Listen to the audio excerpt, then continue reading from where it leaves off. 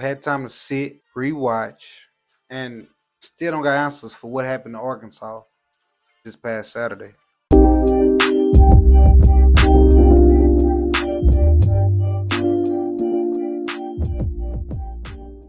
I picked Arkansas to win at least by a touchdown or two, right? No, but instead we lose by 1 point. It's a lot to me that happened in this game. I'm just gonna start with defense first. This is stressful to talk about. The defense just, don't get me wrong, it's one thing to just not be very good, but it's an absolute another thing to give no effort. To give no effort, that's a whole nother thing. If your defense just not good, is okay, we just don't got the personnel. But when you're out there and you're loafing, you're jogging to the ball, you're not wrapping up, that's speaking about character on yourself. And I'm going to call some guys out. I was real high on number 3, the safety, right? Larry Wirth. I was super high on him. Supposed to be this physical guy, supposed to be this big guy, supposed to be, you get all that talking about it's just one game. We got to work out the key. Whatever you said in the interview, just sounded like, oh, it's just one game. Are we going to get it fixed more and correct? Just one game. No, it's not just one game because y'all out there still doing the same doggone thing. You're putting out bull on the field, watching you run down, and instead of you going to break down and make a tackle, you let him run right past you. On that long break number 5 had to the end zone. Larry Wirth should have came downhill. But yet, what is he doing? Jogging to the ball. Letting them run straight past. That's a loaf. That's bogus. That ain't how you help your team out. Got Xavier Sori coming through, throwing a shoulder. What are we doing? Why are we throwing shoulders? Wrap up your linebacker. Wrap up. How hard is it to wrap up? You go in, grab them. Hold them. Don't let them go nowhere. And don't even get me started on the cornerbacks, right? Got us an interception. We thought we had 2 of them. Then we got us 2 interceptions that game. 2. One of them, he manned them up. Little boy them. Liked to see it. Love to see that. Little boy him. But we can't just do it once. We need to be that constantly. I don't like the simple fact that we run man-to-man. I don't think we have a man-to-man team. Just because they're big, I don't think we have a man-to-man team. I'm starting to question if T. Will knows what he's doing for real. You know what I'm saying? Because they're looking a little shaky. And don't even get me started, right? On the last drive, 3rd and 8, bring in the backup quarterback. It's about to be a run. You prepare for the run. You stop the run, but you let him drive you 9, 10, 11 yards for the first freaking down. That is just piss poor effort. You got big Andrew Gaffard, who's 6'5", 360-some pounds. He's dragging you.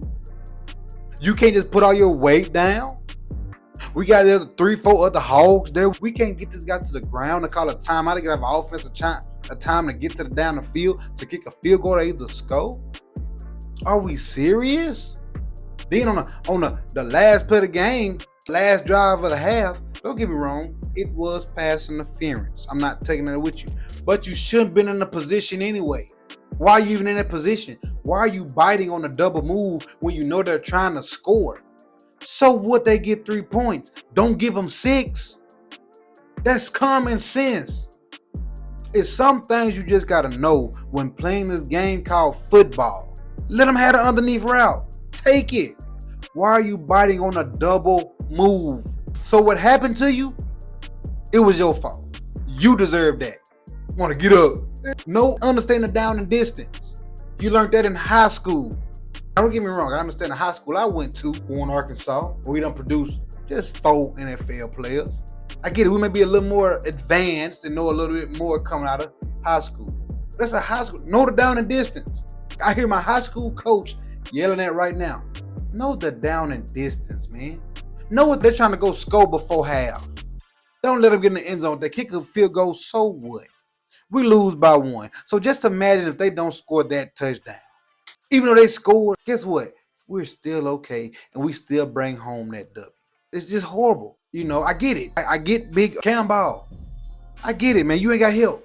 You got to be a dog. Come on, man. You talking about all these folks offering you that money when you could have went into the portal? Man, look, when you got that motor, it's going. Bring that motor on, man. Show these boys, come on. We got big number, what, 14? He's stiff. Steven Dix is stiff. Come on, man. We look terrible as a unit out there. We supposed to be one. We supposed to be a team. We look so divided and separated. Don't even get me started on young Charlie Collins. The guy, he never played ball in his life. 5 shots straight by him for the same TD that Larry Worth let him shoot right by him. Collins just like he just out there don't know what he doing. Lost.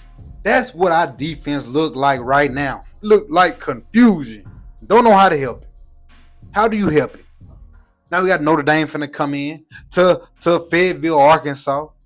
And the sad part about it is, I know we finna put up one heck of a fight and liable to even win this doggone ball game. We sitting here 2-2 and should be 4-0. Running into this game with heck of a lot of confidence. But no, the defense don't want to show up. We don't want to tackle. We don't want to cover. Horrible. Absolutely horrible. Now flip the page, man. Let's talk about this doggone offense.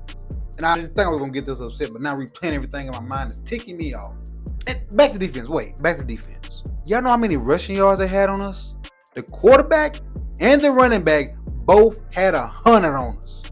100. I can't make this up. I'm telling you the truth. They had 100. Horrible. And our run defense has been pretty darn good. 100. American Conference. Put up 100 rushing with the quarterback and the running back on the SEC D-line. That's horrible. Now go to offense. Offensive line, I ain't got too much bad to say about y'all. Y'all know y'all ticked me off a little bit. Y'all did, let blitzes come free. Some things should be handed off here and there, but I get it. It can be confusing at times, but still, it's we done seen blitzing before, and I guess Memphis knew, hey, Alabama ain't them blitz these boys. They're finna do the same. So they did it. We picked it up we did an okay job. We didn't do that wasn't our best game. Far from our best game. But I'm not too upset with my offensive line, with Arkansas offensive line. You know what I'm saying? We can get better because we got to be able to run the ball early on. We can't be waiting until the fourth quarter to finally start getting it going. We got to be able to run the ball on teams like Memphis, Alabama A&M, Arkansas State. We got to run the ball, man. We got to establish the run. Now, some of these play calling, I don't like none of these pitches and things like that Petrino be calling. That's just me. I don't like some of them. I understand a lot of times they break, they bust. But a lot of times we're losing 2 to 3 yards, as we did against Memphis. So some of them I don't like. So offensive line, but all in all, offensive line, I'm not going to fuss too bad at y'all. Because when it comes to passing and running, I mean, y'all did pretty darn, y'all did okay. It would have been a lot better, but y'all did okay. Running back. Braylon Russell only getting 4 carries is crazy to me. But I go back and watch the film. Maybe Braylon wasn't in because a few times there he ran into Taylor Green, throwing off the play calling, throwing off the timing.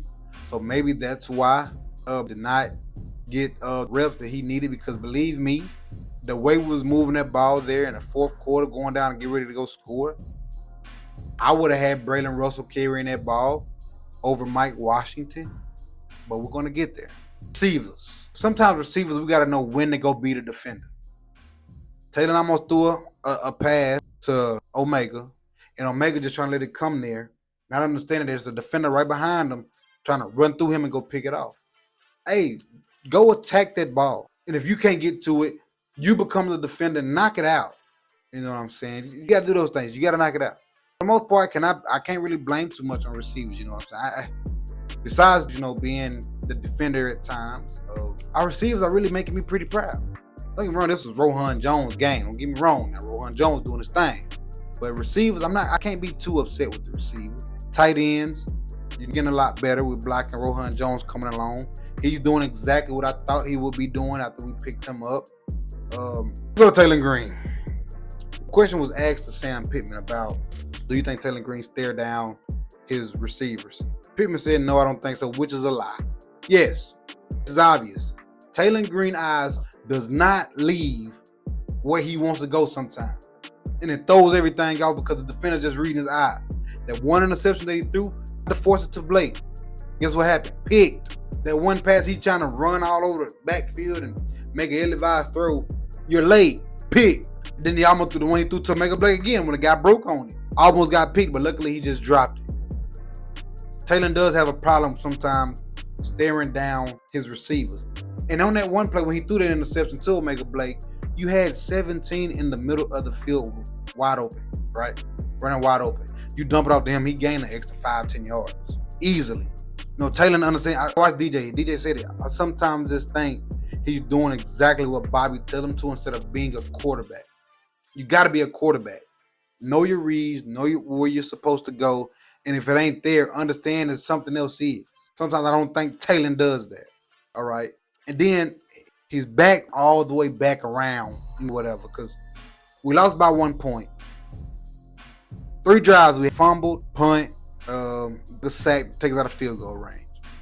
If Taylor does not take that sack because he wanted to run back 15 yards, we're still in field goal range. It's not a guarantee he's going to make the kick, but at least we get a shot for a kick. The field goal.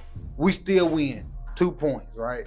I don't mean, we just did not look together as a unit. And then on the fumble, like I said, I'm Mike Washington, he's running good. Braylon's running good. But I just feel like Braylon Russell should have been in that moment. Understand, we finna run this ball. We finna pound the rock. Russell, come on. Let's feed your big boy. That's what you got him for. Feed him. The way that man got skinny on that one touchdown that he scored, the man is 6 foot something, 230 pounds. Let him eat down there. That is your short yardage back. That is your goal line back. Use him.